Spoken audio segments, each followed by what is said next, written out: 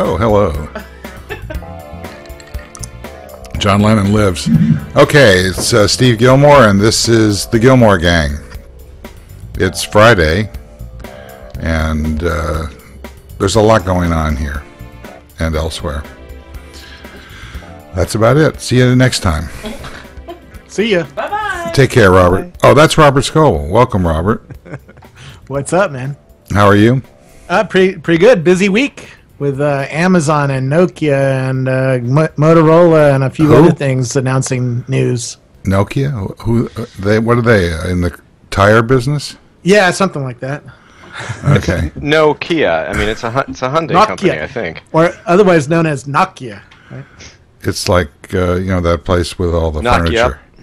And, It's the and next opposite week- of IKEA. Next week, TechCrunch Disrupt is coming. They're, by the way, they're sticking me right by the front door. They put me in a little cage there, sort of like a monkey. What, do you throw balls and you sink into water, or what's going on? Pretty much. There's an element of balls there, but it's not throwing them. Okay.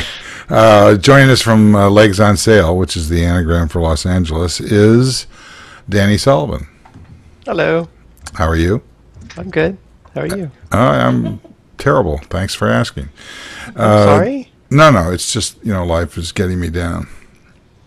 When life is getting you down. I told Tina this morning that there's a Monty good chance that Python I'll be crying on the show. Come on, Life of Brian.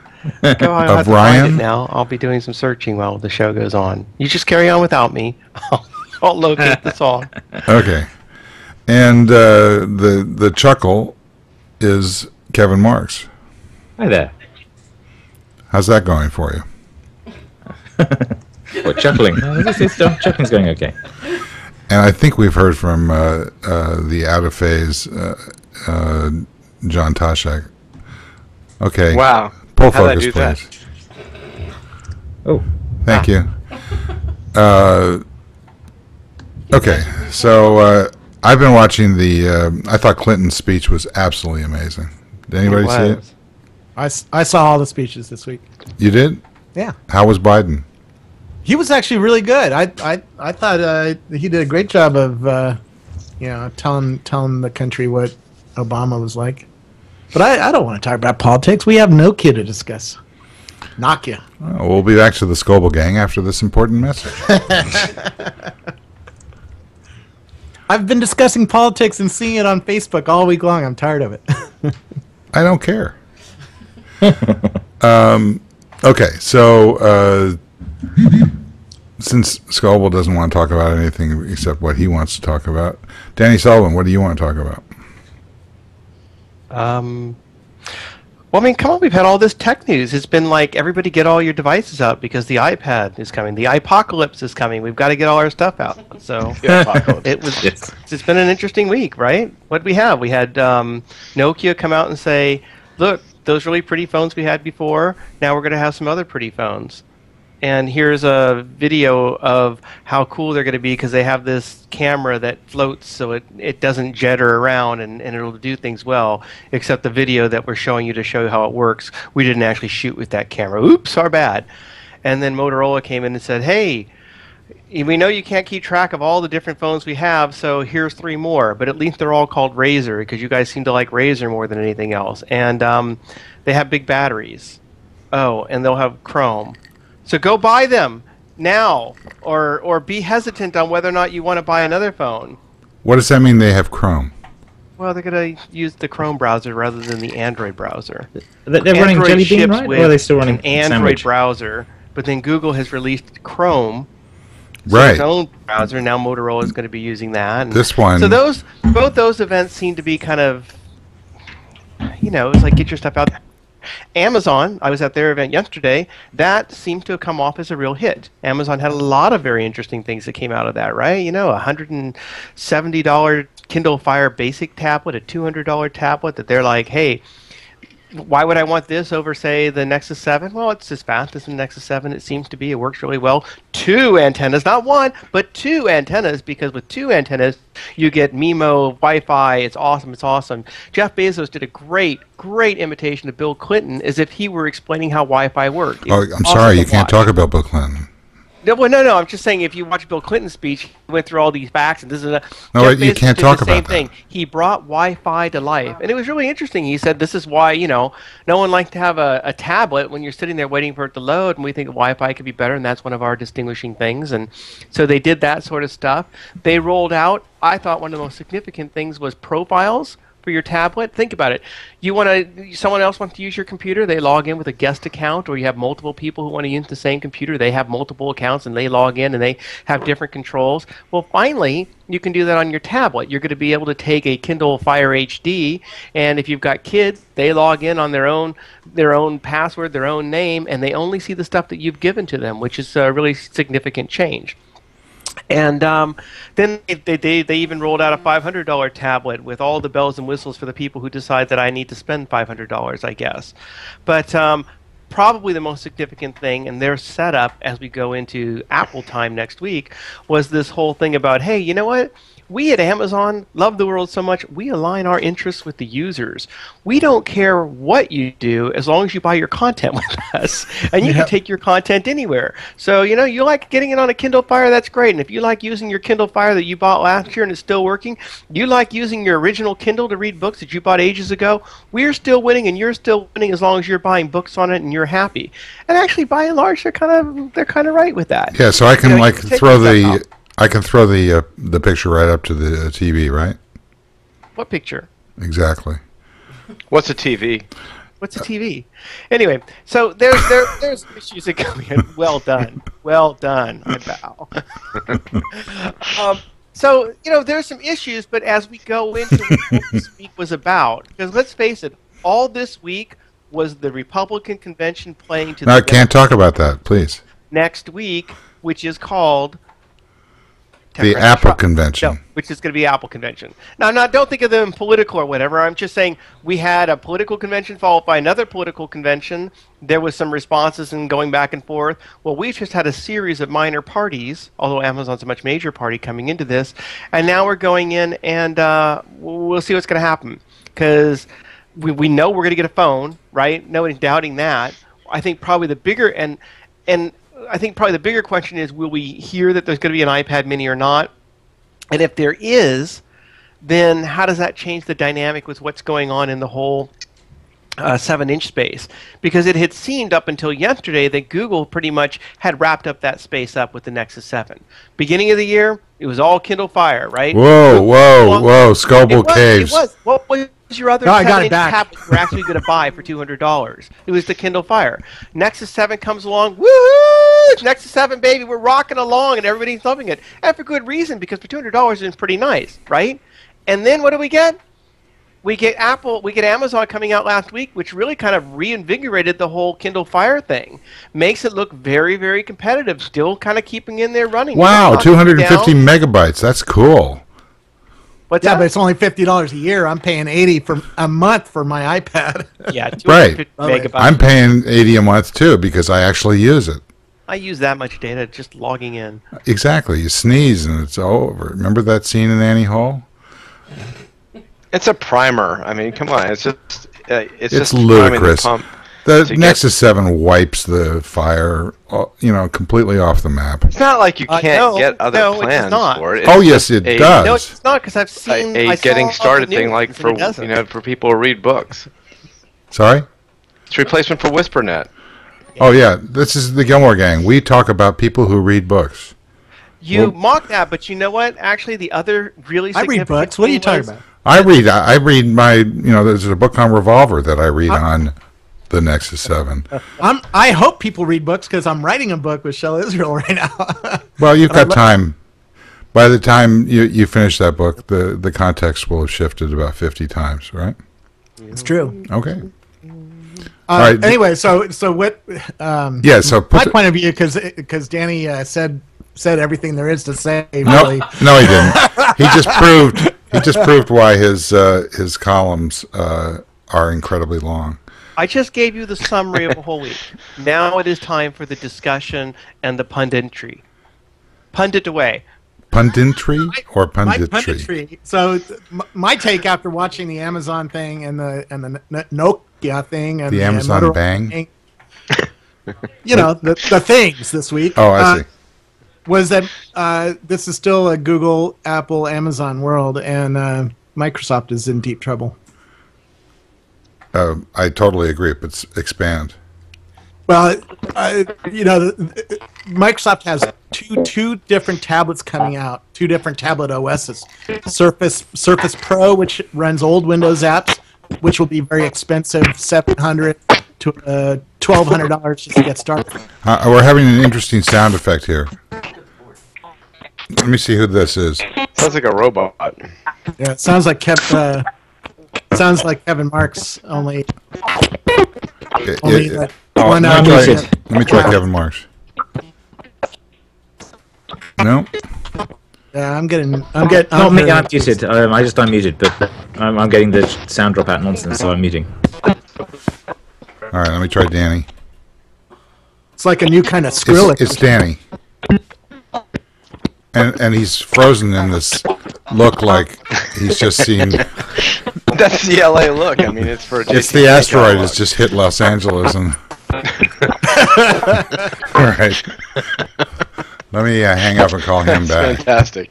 All right, so where I was going with that was Microsoft has two tablet OSs. The Surface Pro, which is above $700. It runs old Windows apps, so you can load your Visual Basic apps and get the file system and all that fun stuff. And then they have the new Surface RT, which is I've seen the Samsung, and there's a whole slew of new tablets running on ARM chips. These do not run old Windows apps, so they're a new competitor to this new tablet thing that's coming along with the iPad and Nexus 7 and now Amazon Kindle Fire. But the thing is, Microsoft hasn't announced a price yet. And if they try to price it close to the iPad, it's going to fail miserably because there's no apps for this thing. And if they try to price it close to the Amazon or the Nexus 7, in other words, down in the $200, $299 price point, they're going to kill all their OEMs. And the OEMs are going to run away from Windows RT, Surface RT, and back toward Android because they don't have to pay for it. So I think Microsoft's in deep trouble here. Commentary, and that's just please. touching the surface. Well, and there's still a huge unknown, which is how aggressive is Steve Ballmer going to get with price? And how does he view this new tablet market? Does he just view it as I'm going to stop the bleeding by announcing some products and coming out with a new version of Windows and maybe everybody starts ignoring the iPad and these new tablets? Or does he really get aggressive and build a brand and make sure that he keeps a lot of market share, i.e.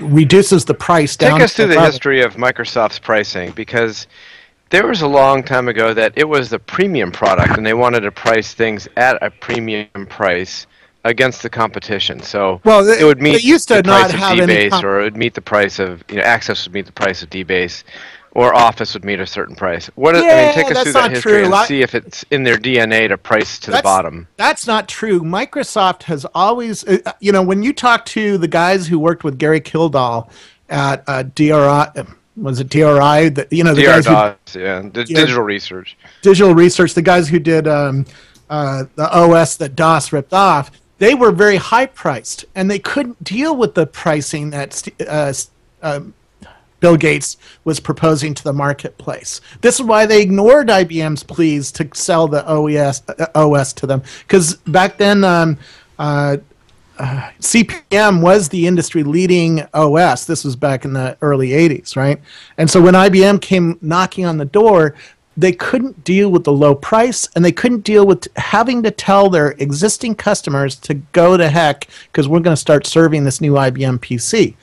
Bill Gates didn't have that problem, and he was able to sell DOS in stores for about $200. Yeah, so in the early days, you're absolutely right. I mean, they were building the industry, and they wanted to seed a PC market that had maybe 50,000 people.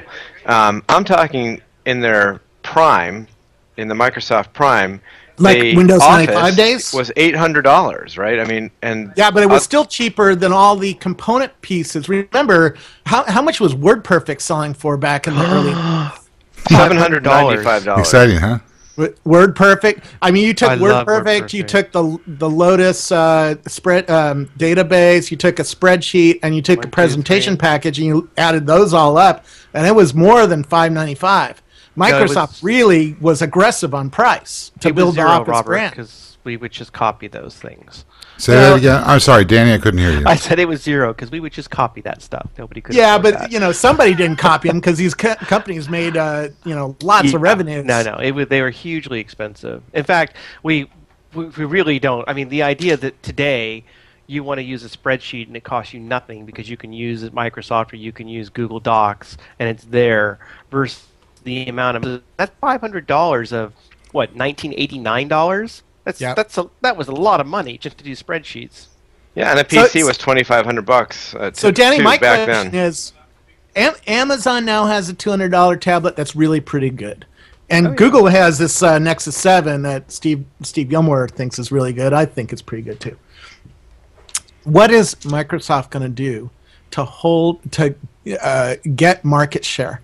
And how aggressive are they going to get with the price of its own Surface RT when Samsung has invested in a Surface RT machine, and Dell is invested in a Surface RT machine, and HP is invested in a Surface RT machine? How aggressive are they going to get with price, and how are they not going to screw all the OEM model that Microsoft has had for, 30 years? That's a real challenge because they don't. I mean, I don't really know what they do. I think the advantage that Microsoft does have over the other tablets is that they are shipping a tablet that is also a full-blown computer, right? It really is not Surface RT. Surface RT cannot run old Windows apps. It's an ARM chip, so you have to recompile apps to run on Surface RT, and that's the computer that's going to be the low price one, that's going to be thin, that's going to be long battery life like the iPad. The Surface Pro, yes, is a totally different game, and that's going to run full Office and run, all your 3D CAD apps and Photoshop and all that stuff. But the Surface RT doesn't have those apps yet, and it's very unclear to me how many apps it's going to have on the Surface RT. Well, and I think that's going to make it a long slog for it to be successful because you've got to have something that's distinctive about these tablets. There's got to be some reason why you say you want to get it. The iPad was distinctive when it first came out because it was the tablet. It was finally a tablet that actually worked and let you do stuff and that people really liked. The big disadvantage it really had to it was pricey, right? And when other tablets came out, the Android tablets started coming, they weren't less expensive than the iPad. They weren't a better experience, so they didn't really offer anything further. I really feel like when we finally got to the Kindle Fire, and this is what Bezos talked about as well, finally you had an Android tablet that made a reason to buy it. And the primary reason to buy it was much cheaper. You were not going to get the power of an iPad, but you weren't paying anywhere near, the amount. And exactly. So the Nexus 7 comes out.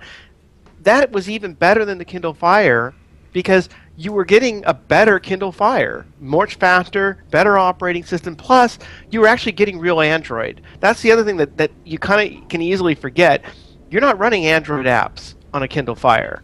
You're running Amazon apps written for Amazon's flavor of Android, and they may cross over, but you could hack things around it or whatever. But really, you can't buy something that was on your Android phone and then say, well, now it's going to be on my other device. I mean, that's a completely separate conversation that we should have. It's like a Nook. Amazon's Amazon's strategy of choosing to go its own app store, its own compiled model. That might be really brilliant because people understand what they can run on this thing. Android is very fragmented. What percentage of Android devices out there have Ice Cream Sandwich or Jelly Bean, the latest versions? Not very many. A very small percent of Android devices have the latest OS running on them. I think that was one of the joke headlines I saw where Amazon finally said, yeah, we are running Android 4, maybe even 4.1, unlike most of the Android tablets out there. But that brings you back to your question, which was, so what does Microsoft bring to the table?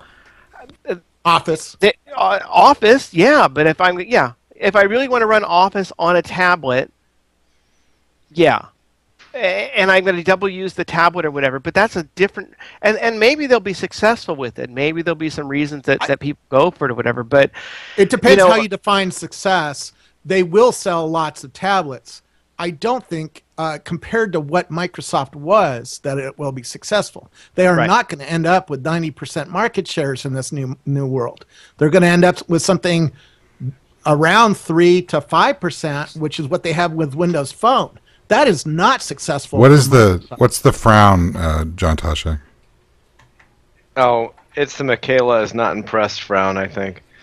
What are you not impressed with? It was about the Office comment. Like, I don't want to run piggish Office on a light tablet. It doesn't work. I mean, it's really hard enough to use on a PC. And, people spent 20 years getting to that point. Why are they going to try to transfer that user experience, which is you're exactly right, kind of fine-tuned into that is exactly why Scoble's right about this. That's why Scoble's right about this. I'm not disagreeing. What Amazon has to offer on the tablet, I don't think it's compelling. Amazon has to offer their media, and their store. Google, we know what they have to offer. Apple, we know what they have to offer in terms of a business model. What's Microsoft's model? Jam Office down your throat? Who cares? Well, it's screw the partners. No, they have two models. I mean, they have several models, right? The Surface Pro is all about using it at work, and they have these really, last week we saw tons of companies come out with these new dockable tablets that they can look like a MacBook Air if you dock them, and then if you tear them off, they sort of look like an iPad. And that, for somebody at work who needs to run Windows and Office and AutoCAD and Illustrator or whatever you need to use at work, those are going to be attractive, and I think they're going to do fairly well at that. But that's the old PC world, which is in decline. We're buying less and less PCs every year. We're buying more and more mobile devices and tablets. But if you could do a Pro, right, your regular Pro, let's say, and it was going at $800, $900, and you were weighing that up against buying a MacBook Air and an iPad, and you like the idea that, hey, I could actually get this whole thing and get this whole combination and take this on the road or whatever, for some people, it could make a lot of sense. I mean, one of the things I like when I moved to the Retina, because I've been using a MacBook Pro full time and I've been running boot camp on it.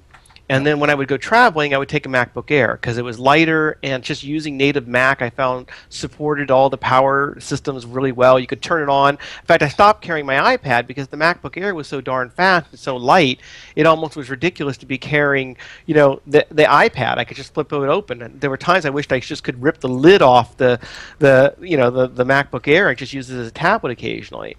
So the idea that I could have I've gone slightly the other way. I carried the MacBook Air and the iPad to the Apple and Google announcements, and I ended up using the iPad more because it's always on, and I like holding the screen and looking at the speaker and typing. I'm just smudging up my MacBook Pro screen with trying to touch it. I also, yeah. But see, that's what Microsoft wants you to do with the new operating system, right? Because they really want that operating system to be all full. Yeah. So what? Across.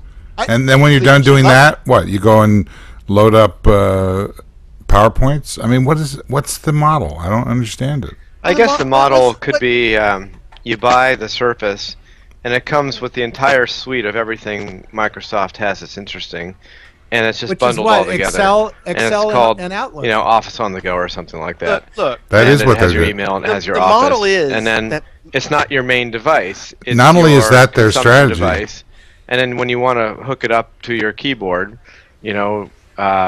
it's there, and you have that keyboard. It's ludicrous. I mean, I guess that's what they would have to do. It's not. I mean, and they sell it at a discount.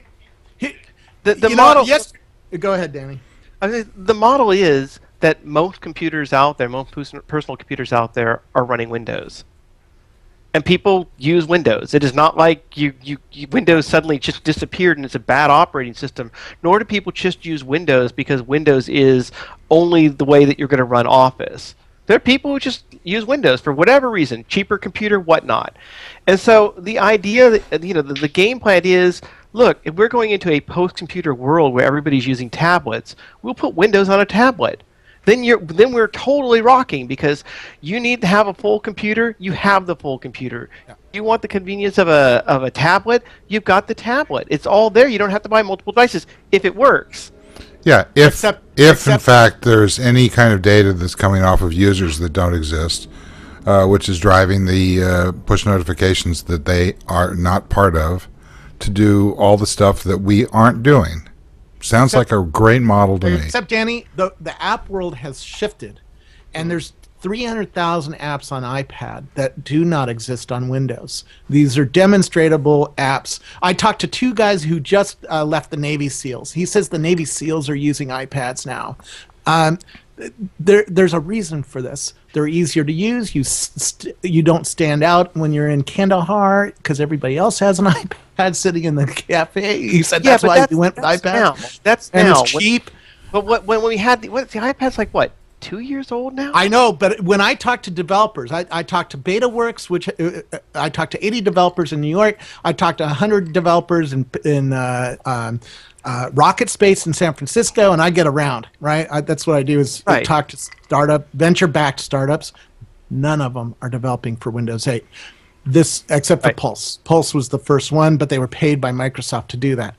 This is a huge problem for Microsoft. Most people don't use most of the apps that are out there. I disagree. I was, on KGO Radio today, I was driving home, and what comes up? An ad for Safeway, and they said Safeway, and that you could save 15% on your grocery bill, and it's only available on Google and Apple.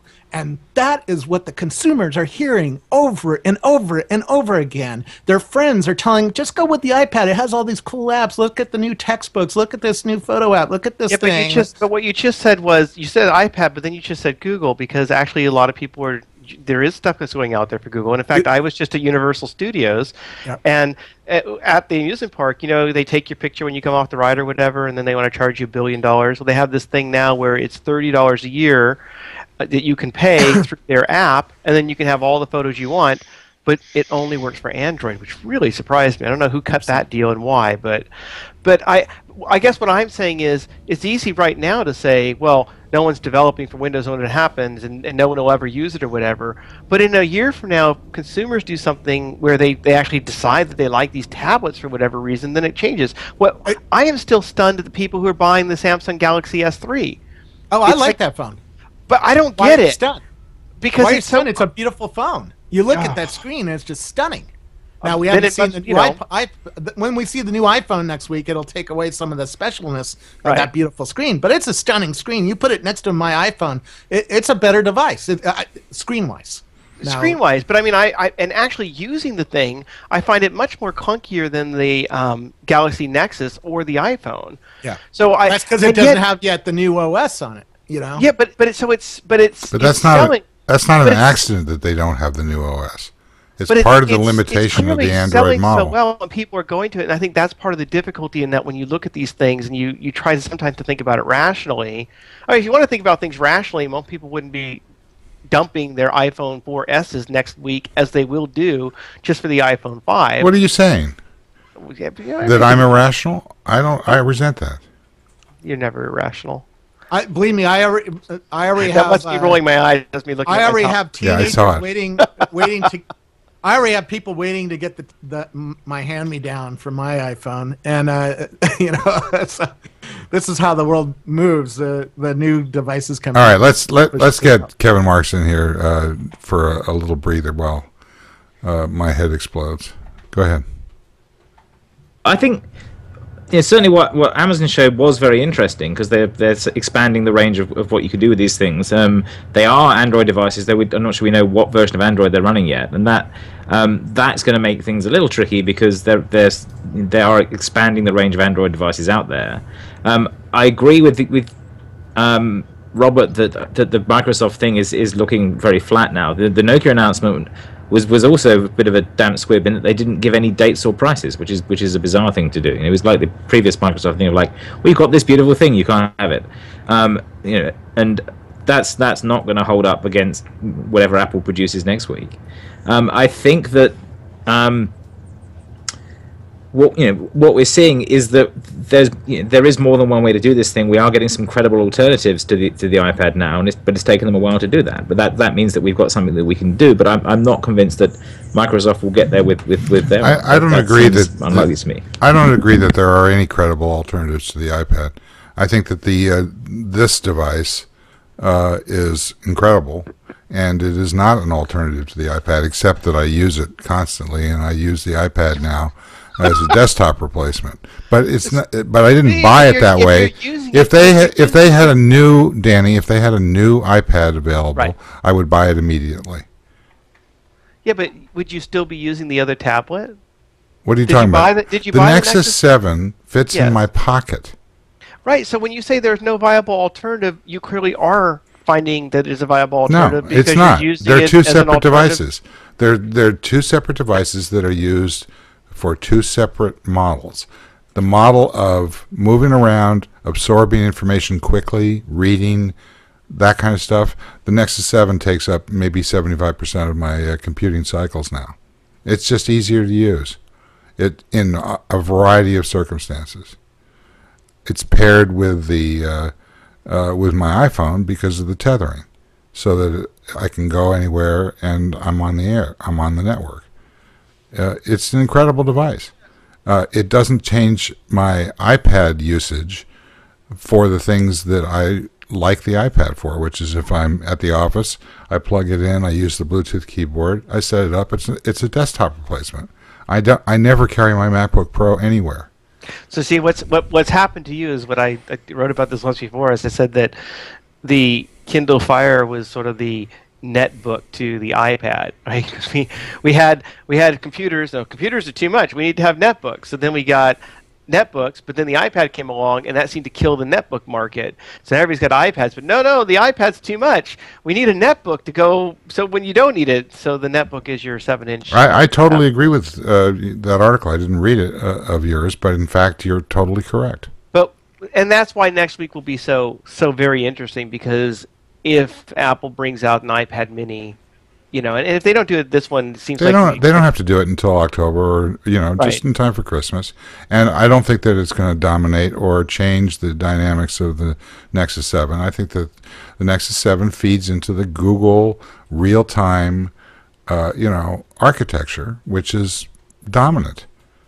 Which I think also comes back to another big story out of all this, is that it is actually becoming much less about the number of apps or the hardware specs, and much more about the content ecosystem that you're tied into. And Apple's ecosystem is tied into having an Apple device. You want your Apple content, you have to consume it on some kind of an Apple device, or at least I don't know about that, Danny. I watched 3 seasons of Breaking Bad this week, and don't tell me. I'm on season 2. That was all on Netflix, right? And Netflix works on a variety of devices, from Xbox. Yeah, but that's not content. But that's not content you bought through Apple. So I know, but that's the content that most people care about right now. Whether it be the newsroom, there's the HBO Go app, right? Or whether it's Breaking Bad, that's the Netflix app. But I'm talking about that if you get to content where you actually had to make a purchase to own, which is books, apps, games. What does own mean? Apple, you're pretty much tied to thing. You have the file. Own means you have the file and you don't have to pay a subscription fee to watch it again. Right, exactly. Yeah, I mean, that's like RSS, right? Well, no, I mean, I have a library of books. Think about it. I have a library of books. My Amazon books, I need to finish my chart on this, but Robert, I can't believe what you have over your head, because look, you can't see it now, but can you see? Yeah. It's a bookshelf full of tablets is what he has over his head. No, it's the Hughes painting. We have the exact same painting. I love that painting. We have the exact same one. That's awesome. Anyway, sorry. I want to do a chart. I need to finish it, but my books that I buy on Amazon, I can read on any device. Yeah. Virtually any device you can think of, I can read those because there's a Kindle app for it. The books that I get from Google, I can read on Google devices and I can read on Apple devices. I can't recall if I can read them on an Amazon device or not. The books that I get from Apple, I can read on an Apple device. That's the kind of lock-in I'm talking about. When you go into video, the video that I get from Amazon, I can see on an Amazon device. I can see it on a TV. Apple No, you device can't. now because of the app. No, I'm talking about if I'm an Apple Prime member. Sorry, an Amazon. Yeah, I know. Prime. I mean, Apple Prime is great, except that you can't get it on TV. It's ludicrous. Amazon Prime, I watch it all the time on TV. How? With Roku or some? Roku, yes. Please. It's $60. I've got to buy you and send you one. I'll buy you a crayon set for $60. I don't. It's like I don't understand why you. Anyway, yeah, it works really well, and so I can watch it. There's a really big network effect for the Roku. Did Amazon come? Amazon hasn't come yet to Apple TV. But the point is, my content like on my devices, I can also, I think, watch some of the video on it. Music, of course, you're universal, right? Your music you can take anywhere, although you kind of have to work through it. If you want to, change it over to a different person, you can tell your Google Play, I want to do this, and I want to use wherever I bought it. But I buy all my music from Amazon, and I listen to it through iTunes on an iPhone or my iPad. But there are going to be some things that you do kind of get locked into, and I think as people do get locked into it, that may dictate. If you've built up a huge library with Amazon, and you really want to refer to that library, it may cause you to think, I want to kind of stay with Amazon. Yeah. John Toshek, what are you frowning about again? I'm not frowning. I was stretching. Do you agree with all this? I agree. Yeah, I think that's right. I think that I think the trend though is for the device to become the application providers want to have device independence, and so they're trying to create this kind of model where their content can go onto any device wherever that device is, and also the inverse where things are broadcasting kind of through sensors and through the internet of things back into other devices, no matter what the device is. Right, which is what creates the feedback loop, which creates the business model.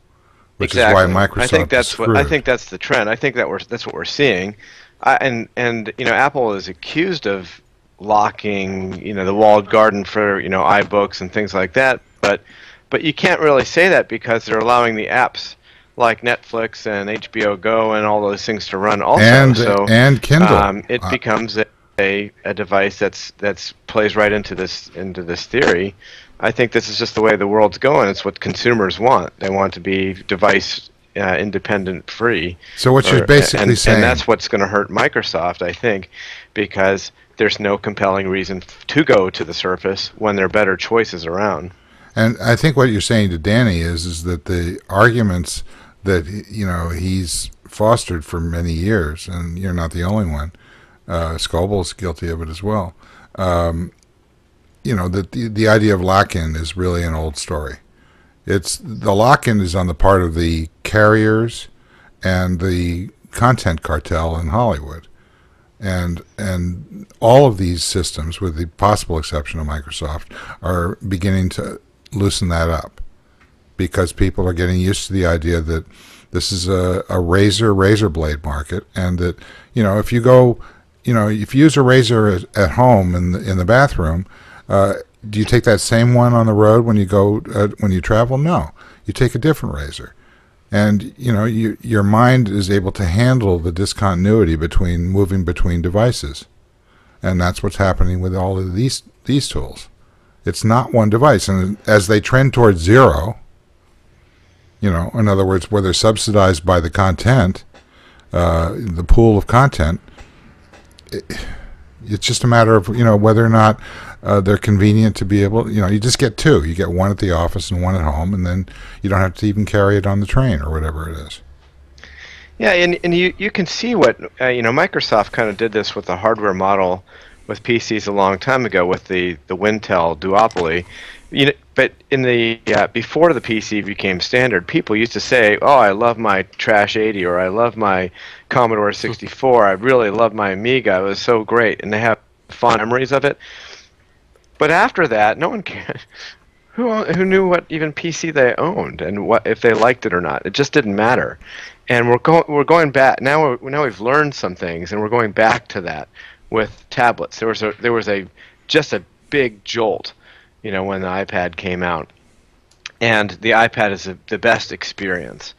And there's a big jolt. Now people are they're trending back away, but they're thinking more along the terms of they want a device that they like, that they may get attached to, but it's really they want the experience from the content itself. That the Netflixes, the Kindles, the things like that are bringing in that kind of delivery to them. Do you agree, Danny? I didn't catch that. I'm sorry. Do you agree with what we just said?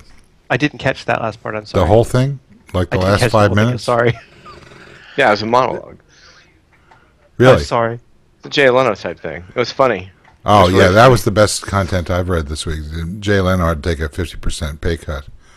When he gets it down to 100%, then I'm going to be even happier. John, I'm sorry, I didn't catch that. The problem with the ecosystem thing is the content you want is sprayed all over different places.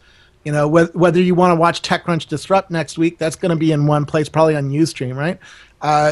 If you want to watch Breaking Bad, you got to get the Netflix thing and pay $10 a month for that. If you want to listen to Skrillex, you got to get Spotify or some music service. If you want to read a book, you got to get a Kindle app or a Nook app or something like that. If you want to watch, the newsroom, you got to go to HBO Go. It's not centralized, and whoever centralizes it the best is going to be a winner. I mean, here's a new app that just came out today, a new TV app that uses my Facebook likes to bring me the content that I have already liked and have already signaled to the system that I want to watch, and it puts it all in a nice UI. And I have lots of apps like this that are doing this kind of app content centralization again. But I'm not sure that it's going to get you to buy a Nexus Fire because, Nexus Fire. I'm sorry, yeah.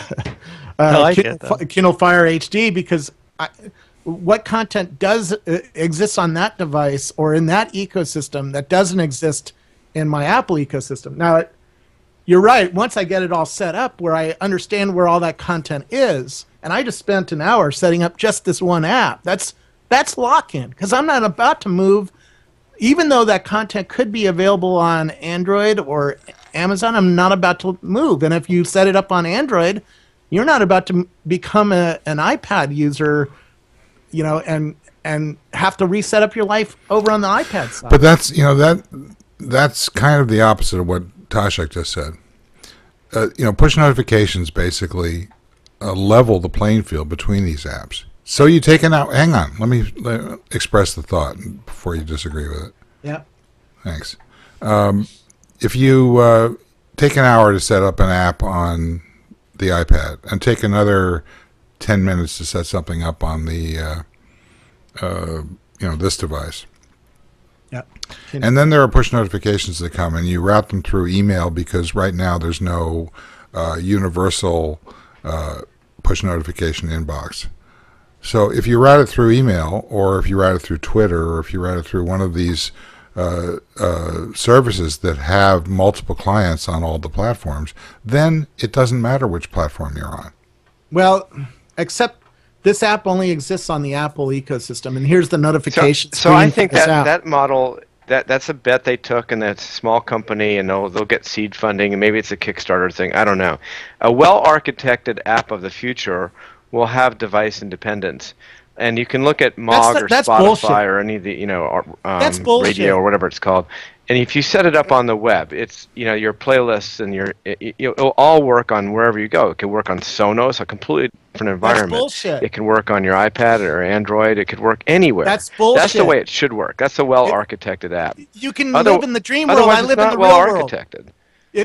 I live in the real world where the apps on Apple are way better than the apps on Android. They're not the same code. They are different. And I also have a lot of notification settings that I've done to tune this thing. And I can't, when I take this app, even if it existed on Android or Amazon or Microsoft, I would have to retune it. I can't take this app over to Android. First of all, it doesn't exist. Second of all, it already is prioritized for me. Well, then and it's just one of those flash in the pan companies. No, it's again. not. I mean, it's No, just like it's not. the early Over internet and days over where and over again, they'd write only for Internet Explorer. I can demonstrate to you over and over and over again apps that are on both sides but are better on iOS. So even could Adobe Facebook with Flash. right now is ahead on Flash in iOS. the It's pan. better. It's over. Well, I Well, disagree. you know, guess I what? totally disagree. No, Guess I mean, what? Guess what? You're both right. You're both right. Scoble's right that iOS has a tremendous, insurmountable, in my opinion, lead. Google I agree with that. will never catch up. Android will never catch up. No. Google already has caught up to Okay, a lot Danny. of things. Danny, Yeah. Google. Yeah, I'm going to demonstrate. I'm going to demonstrate how difficult the insurmountable lead is because you know everybody's only developing for the iPad, and so you've got these killer apps everybody has to have. Here we are, the top charts for the iPad. Okay, let's see what we got here. I don't know if you can catch it. Oh, look, there's Minecraft. There's I'll just read them to you. Wipeout. Oh no, I lost it. Come back.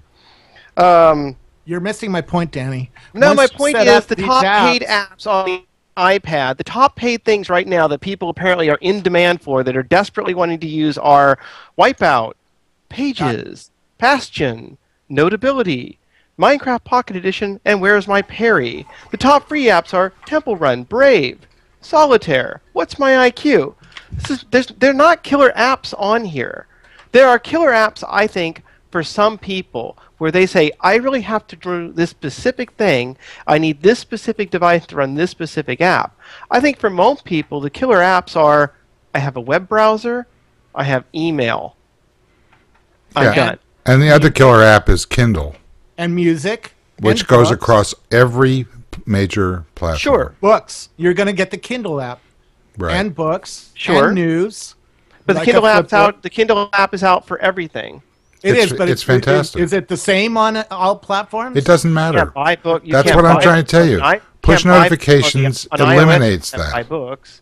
It doesn't matter if they have the same code base. It doesn't matter if they do Well, the it same does. things. For No, it instance, doesn't. well, You're going to use... Excuse me, hold on. Netflix is the same app on Xbox, on Microsoft, on Amazon, on Google Play, except for one thing: has no AirPlay. I can't push it to my Apple TV. I totally agree with that. And at Rackspace, in our conference rooms, Robert. we have Apple TVs. If you join a lot of big enterprises now, they're buying Apple TVs. My TriCaster has AirPlay. It does not have DLNA. What It doesn't support What part of I totally agree with both of you, and when I was talking about Tashek and you, do you not understand? So the ecosystem makes for better apps on something. That's true, and that's why there's a new iPad, I will buy it immediately, because it is the core device at the moment, and probably for some time to come, to be able to vault between the phone through the tablet to the TV screen. Notice I don't care about the laptop, right? Although I'm looking at you on a really nice iMac. Yeah, I understand that. I'm just talking about writ large in How terms does Steve look on a Retina display? Really small.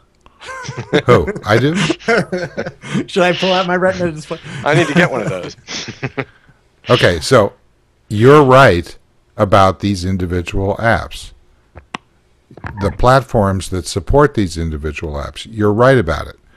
This, however, is an incredibly powerful platform which does 90% of everything that the other platform does, plus through the use of things like the Kindle app, it does 100% of what the other platforms do. Google's own apps are better on the Nexus. That's one thing I like about the Nexus. Maps are better. YouTube could be argued as a little bit better. The part of the thing though, about once you choose, let's give Kevin a chance. No, we don't want part of Google's thing was with this was that you have to sign up with them to get all their good apps. You have to sign up with Google to get Maps, get all that stuff. And in some ways, Amazon is turning that against them. You know, their presumption is that they can feed all those apps into the ecosystem on Android, and everyone will deploy them.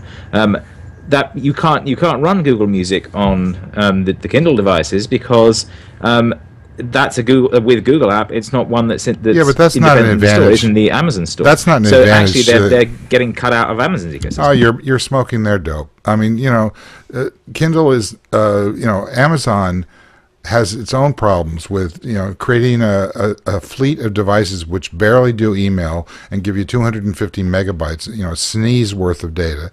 I mean, this is not just because it is exploiting the analog hole to make the point in the Android strategy doesn't mean that it's going to be very effective for them. I wouldn't just keep on attacking this 250 megabytes. This is what they did with the Kindle. Was they charged about $50 more for the access to WhisperNet, if I recall that name correctly, and if you got the one without WhisperNet, then you're a wireless Kindle. All they're doing is basically subsidizing that, so you get books and things like that as part of the plan. That's all they're doing. It's a point feature that's going to be washed over by a tsunami of devices. It's just meaningless. It's meaningless, exactly. So it shouldn't be held against them. It's just meaningless. If it's meaningless, I'm not holding it against them. I just don't think that it really matters. It's goofy. Is Goofy a dog? I think so. Okay. Does anybody want to talk about the fact that Twitter killed RSS? Goofy's a horse? Well, Twitter is killing a lot of things, not just RSS. Well, does anybody find that interesting, Robert? Dave Weiner does, I'm sure. No, he doesn't. He didn't.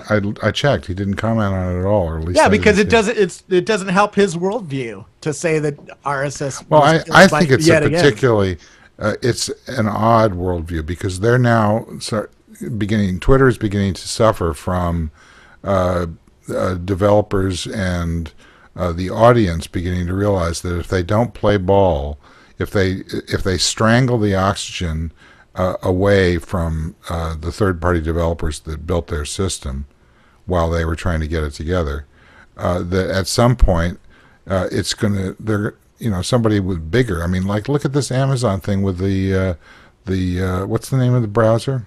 Silk. Yeah, they just announced that there's a trending topics page. Hello, Twitter, you want to play that game? Yeah. They're in trouble with that. They have to bend to this. So just because they killed, RSS, which has a very small number of people. What exactly did they kill? More RSS feeds for your account? They turned off all the RSS feeds, and they forced you to use. They will in May 2013. Well, can you back up? I'm not clear on this. So Twitter killed off RSS feeds? Yes, they have no RSS or XML or Atom feeds anymore. Like this thing that we're on right now, this friend feed thing. Friend feed gets. Whereas the way all the RSS readers can't use OAuth, they have to access stuff directly, so that doesn't make any sense. So because they're requiring OAuth, they're turning those off. They've also said they're turning them off deliberately because they want you to use JSON and they can't be bothered to maintain code that generates 4 different versions. But why are they doing this? What's the purpose? What's the purpose is that they want to know who's using what. They want the data. That's why. The purpose is these things are becoming identity systems that are going to create contextual apps. This new TV guide I just showed you uses Facebook to personalize your experience using the Facebook like system and other data from Twitter. These systems are going to need to know who you are to work properly. And Twitter is in a war with Facebook and Google over this new identity system. And Twitter is becoming more of an identity system where you're building a profile about yourself, and these app developers are going to have to play ball to make sure that their identity data comes through and the advertising data comes through, which is the personalized advertising, right? They're going to build a personalized ad network, and so is Facebook, so is Google Plus, or Google. And that's what's going on. There's a war between these companies over this new identity. Danny, any thoughts? I think it's unfortunate that they pulled the feeds. I like the idea that you could take that data out and put it into something else, even if it wasn't using one of their widgets. Or I don't really understand why you would need to have some kind of a authorization. I think Robert's spot on the idea that it's about the advertising aspect, and I think you're spot on in that they want to know what's going on with the data. Although they could probably track it in other ways, but still, it's kind of, especially kind of sad to see it go when Twitter's headed up by Dick Costello, who Feedburner, yeah, there is an irony there, yes. I mean, it's sort of like, what are you doing? Part of this is also defensive because there are other social networks coming along that if they could suck data out of Twitter easily, could populate their social network. I know, but this has been first of all, you are the prime person that's lobbied against it repeatedly with Buzz and etc. To something I wrote earlier this year, and it was called a social media guide to called a guide to social media detente, and I had like this bill of social media rights that I put into it. And one of the things that I said was, look, it's our data, it's not your data. My tweets are my tweets, and I should be able to take them out if I want to. And if I post to them publicly, then you should let them go out. How's that going for you, Danny? Wow. Yeah. Well, it doesn't go very well if I want to get my tweets out of Twitter because I can only go back about 7 days, can't I? I have to go over to a third-party service, Topsy, that they have a partnership with, and then try to find my stuff there. And it's still not as good as it was when I used to be able to find my tweets out on Google when they had a real-time service because they were in a partnership with Google. But then they had to have a spat. Both sides want to blame each other. All I know is I don't have as much stuff that's out there. And Twitter looks bad then when they turn around and then say, well, Google's launched Google Plus and we don't get as much visibility and they did this thing. And it's like, well, yeah, if you can't say you don't want to release your data and then at the same time complain that your data isn't out there. It's one or the other. And it's not your data. I think the real key data in all this is not the tweets that maybe Twitter's holding in more. It's not our friend lists. They're our friends. We should be able to take them, and that means more than just the list of names. It means their names and the metadata associated with.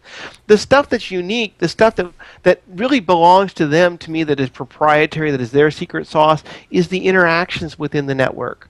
So no, you can't necessarily take away and discover that so-and-so has interacted with this sort of thing. And I'm not saying that, you ought to be supporting that you can tell that, Robert and I have an extremely strong connection because you've been able to go mine our data, and now that's going to help you with your own social network. That's your secret sauce. That's your algorithm. Fine, you keep that. But what I posted, my friends, hey, that's mine. Yeah, this takes me back to a Gillmor gang, about 3 years ago, where me and Harrington were arguing, and I was arguing for exactly that. And it's clear the industry is not going to deliver that to us. They don't view it this way. The data we are putting into Twitter is in part their data, and they are not going to give it up to other systems. I've never understood. I want to hear Kevin on this because he's I asked Ryan about this, and he said it's against their terms to take the JSON API and recreate the feeds somewhere else. You're not allowed to construct another service that generates the Twitter API. So basically what you have to do is have a client that posts somewhere else first and replicates that to Twitter. That's the only way you can make sure you're keeping your stuff, because Twitter is now not letting you take it out in other forms. And that is problematic. Yeah. And doing that makes your stuff look crappy. For instance, in Facebook, a lot of the best looking posts are ones that were custom done for Facebook. If you try to do a post over somewhere else, like on some other system, like Dalton Caldwell's thing, app.net, and push it to Twitter and Google Plus and Facebook, it's always going to be lowest common denominator. It looks like crap. I blocked tweets from Facebook, for instance, because they look like crap, and I've already seen them on Twitter. I don't want to see them again copied over impersonally over on Facebook. I thought that was actually something smart that Google Plus did to say, stop, we're not going to let you do reposting of stuff from somewhere else. But on top of that, Twitter is clearly signaled to the market and to developers, no, you're not going to be able to do that. They turned off LinkedIn, right? You used to be able to tweet from Twitter and have that tweet go over to LinkedIn, and they turned off that service.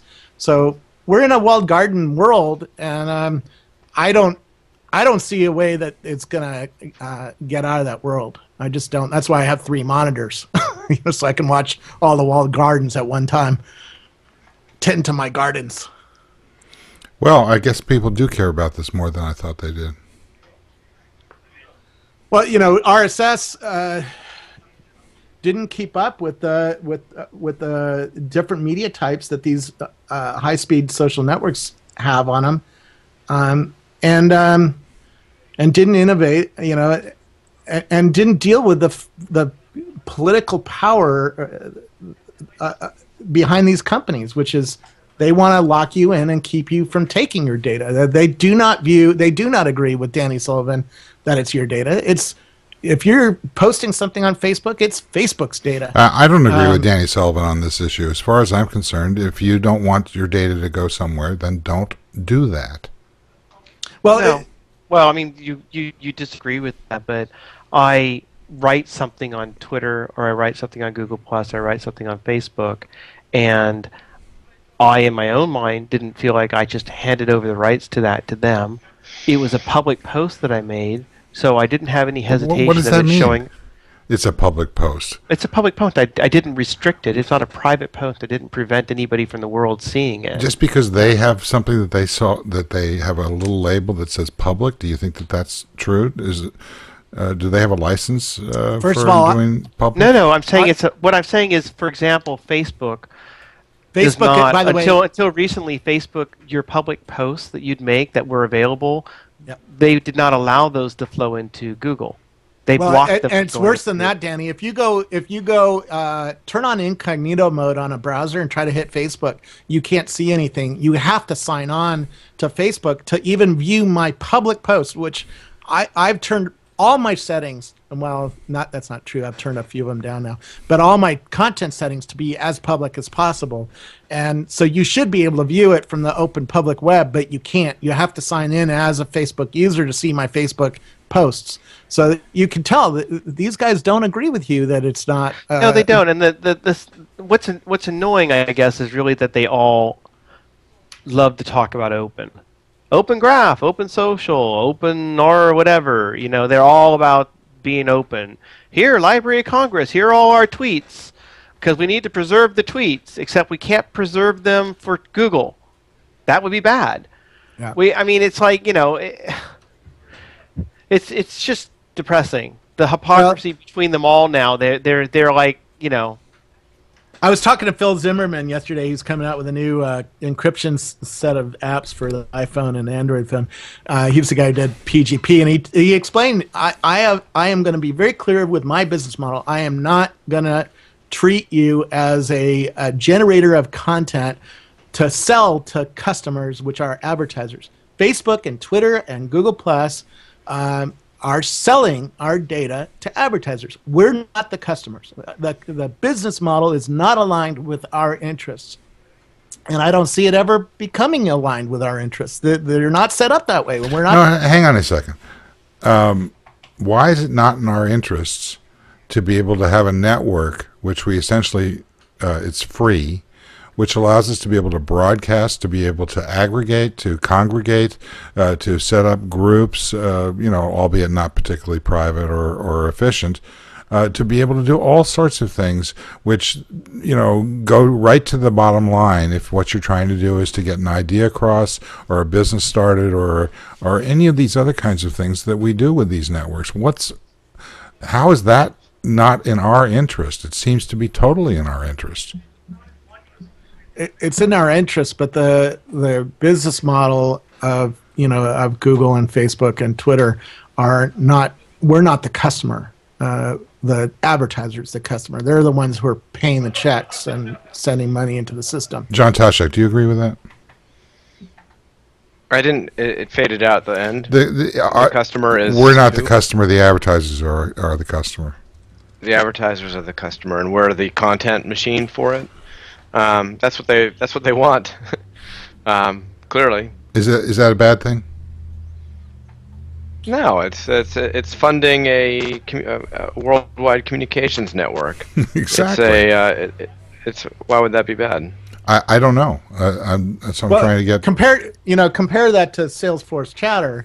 Salesforce charges Rackspace. Rackspace is the customer, and that's different than Twitter. Yeah, I mean, a subscription, cloud computing, a subscription model is a viable model, extremely viable.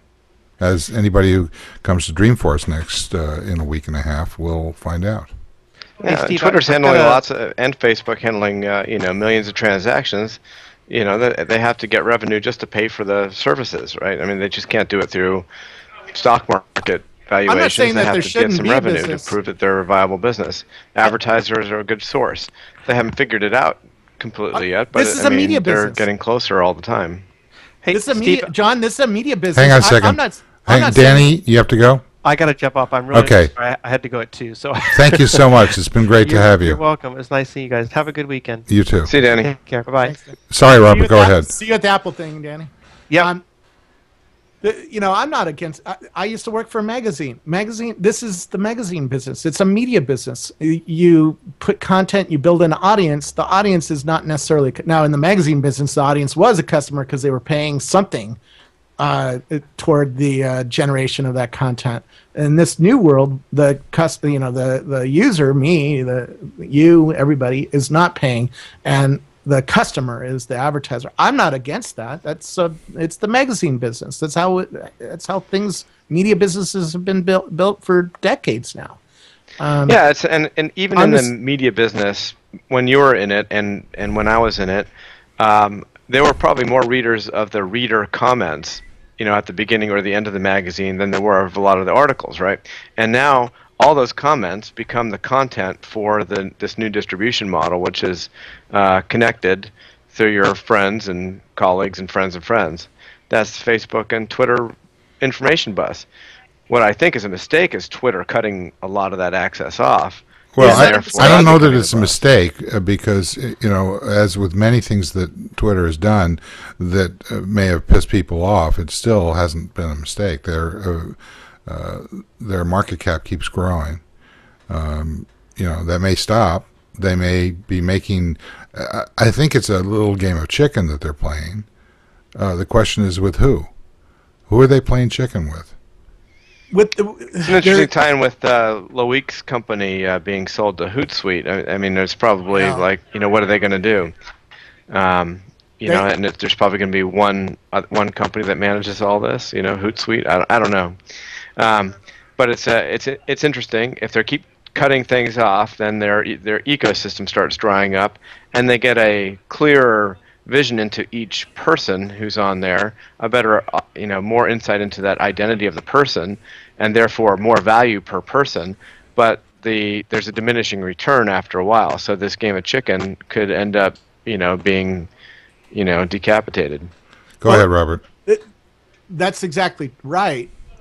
But they need to protect their business model. They need to be able to push. And you said something really key, that they know more about each of us. When you know more about me, you can go to advertisers and serve better ads to me, which will work better, convert better to buying customers for the advertiser, and therefore the advertiser will buy more ads. This is a business model play. I don't have anything against it. It's just it's very clear that our interests, users' interests, are not being put at the top of the stack. And that they're going after things that are threatening their business model. And that's cool. I have the ability to move somewhere else that treats me better. I think they're being much more responsive than it may be immediately obvious. This thing about moving to OAuth, I don't think that's a bad thing. Do you, Kevin? It's sensible for the stuff that you want that's mixed public and private, sure. But it means that the stuff that they publish online in a web-like way goes away too, and that's problematic. It means that indexing Twitter and making sense of Twitter gets a lot harder because you can no longer download that easily and use that. So that piece, that's a problematic piece for me. Yeah, it means I think that publishing stuff on Twitter is you get less access to it. There was an article, God help us, on Mashable that was actually good on the subject, and it basically said something to the effect that they're retrenching a little bit in terms of the number of users that after which they basically lock out the developer. I think it was from those above 100,000. When they get to 200,000, then they're done. I think that they're starting to moderate that, or at least talking, those that have that aren't just basically trying to screen scrape or second source or third party, the Twitter clients apps. In other words, they're constraining the number of apps that violate their terms of service. So I think that they are somewhat responsive to the game of chicken that they're playing. We'll have to see, obviously, but I can't believe. Go ahead, Robert.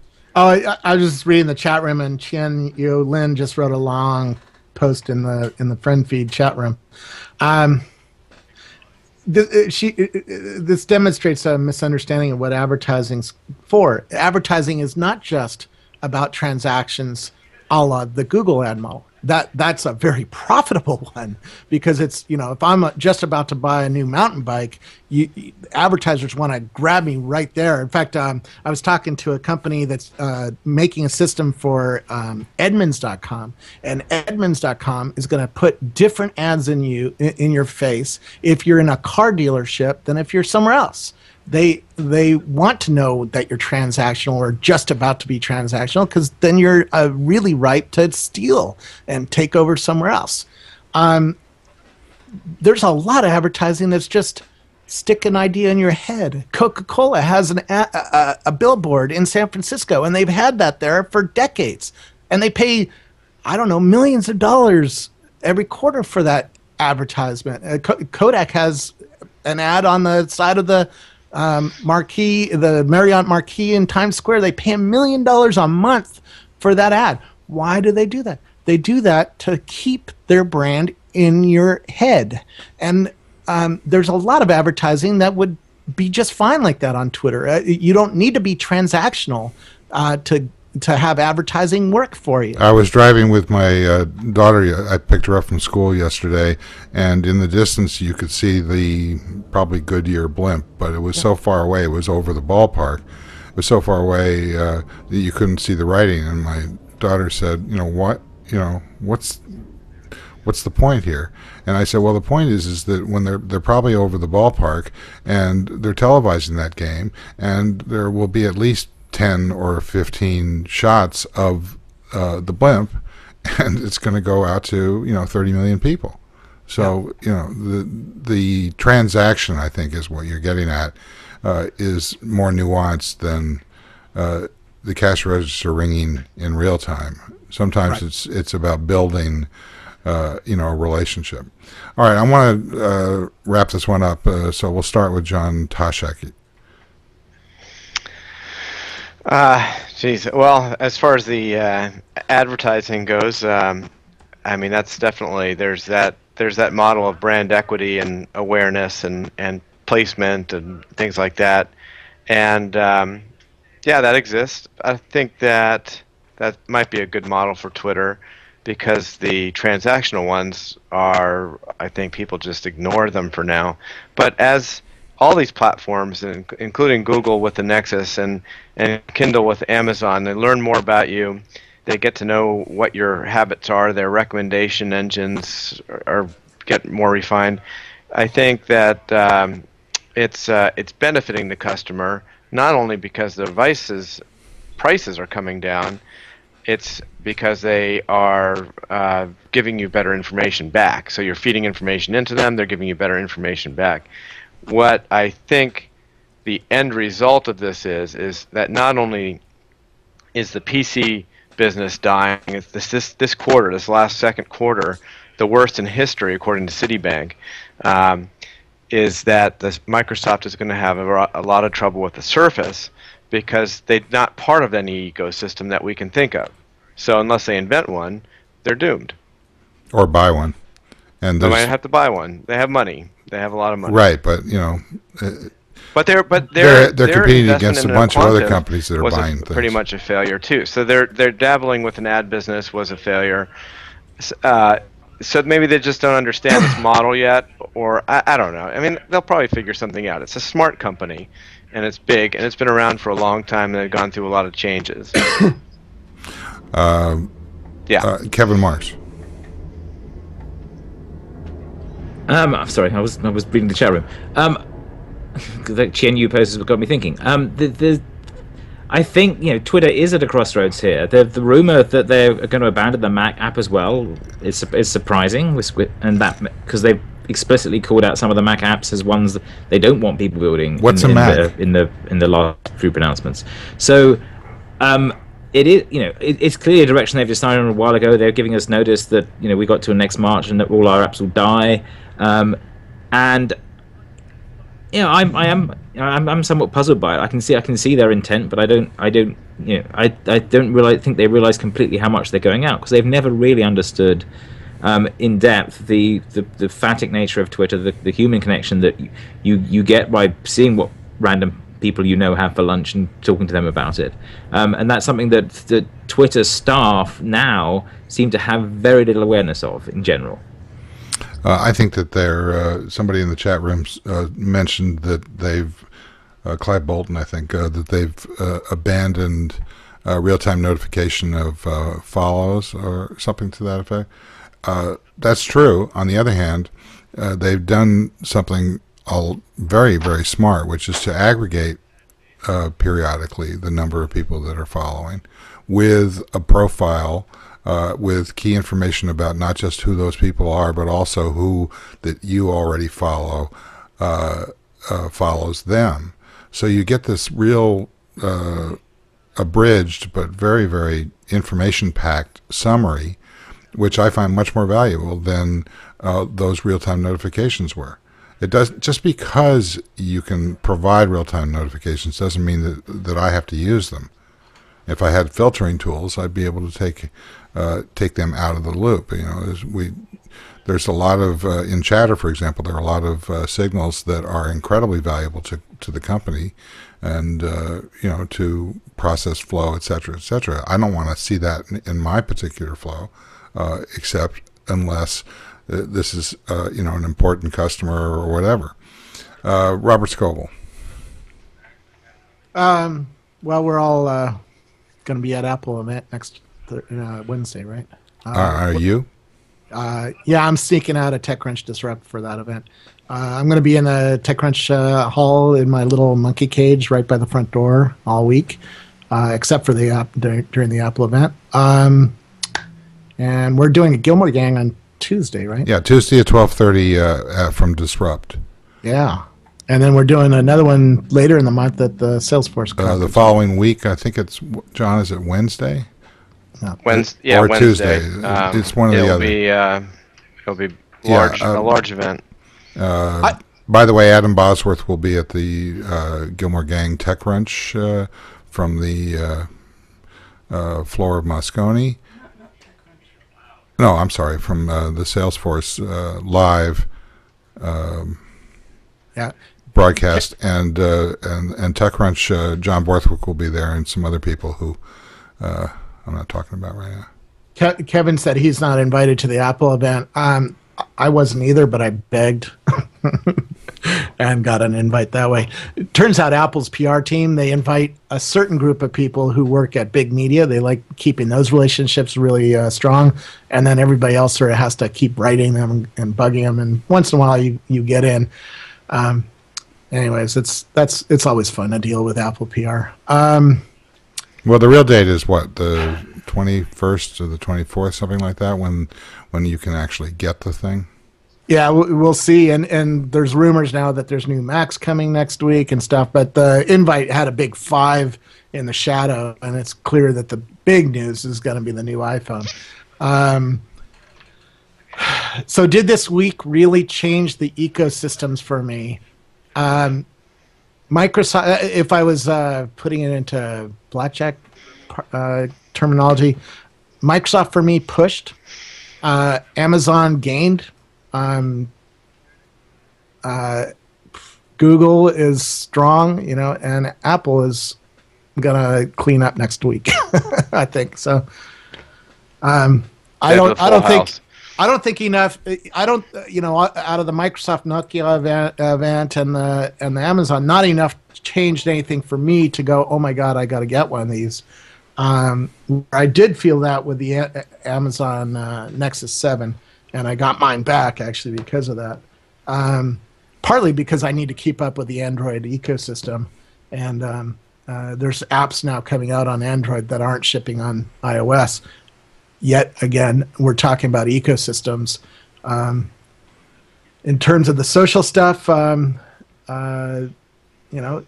Facebook, Twitter, and Google Plus, and LinkedIn as the major ecosystems, and they all have certain strengths, and they're all jockeying to protect their business models.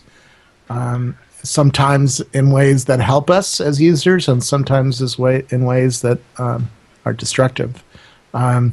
I've noticed I'm switching a lot more of my behavior over to Facebook because in the last year, Facebook has shipped innovative new features that are way beyond what Twitter has shipped.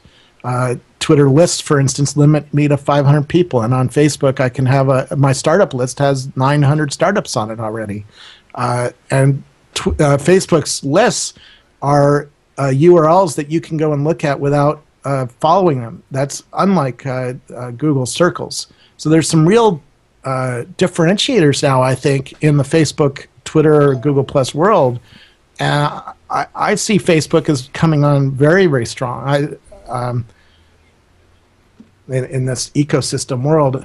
And I think that's going to be a big story next week as well as at Apple when Facebook gets really deep integration with iOS. I think that's going to blunt a lot of the advantages that that Twitter has had in the last year, and why Twitter's usage numbers have just been white hot and growing very fast. Yeah, and I wouldn't rule out Google Plus. I think if they finally answer our questions, which is not a good sign, but when they link up the Nexus 7 tablet to their notification engine, which they just released a couple weeks ago, then there's going to be, in addition to Twitter, there's going to be a very viable way of pushing citations of posts and information around the network, including Facebook information. Yeah. At that point, I think this is it's going to drive a lot of adoption.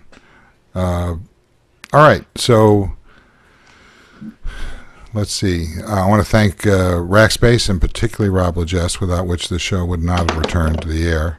And I want to thank some of the people in the Twitter sphere or whatever who've been asking us about how we can recover some of the dark spots in the Gillmor Gang's history, going back to people that I can't talk about. So we're working on trying to discover that. If you are watching this show and you have you had an aggregation feed of the Gillmor Gang in the 2006 period, I think that's when it was, 2007, and saved those files, let us know. That might be helpful.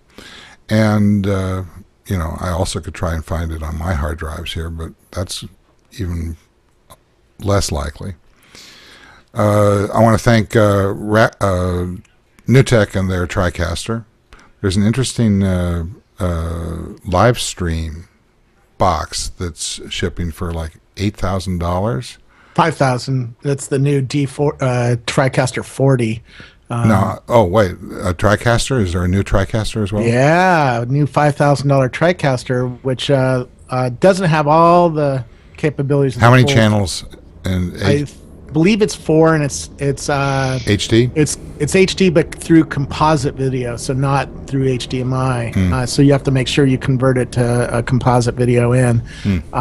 It also only records the production, not each camera. At Rackspace, if you come by the TechCrunch booth, we'll have our $22,000 TriCaster. Well, the point is that this is heating up as a space, and we are very grateful for New Tech helping us to turn this into a video, and are interested in upgrading. I want to thank Robert Scoble. I want to thank, you don't have to cut to him since he's not there, but Danny Sullivan. It was great to have him back. I want to thank John Toshak. And we'll see you, and and Kevin Marks. I'm not sure that the TechCrunch Disrupt cast is probably going to be 5 people. So if you can't make it, that'll probably be okay, Kevin.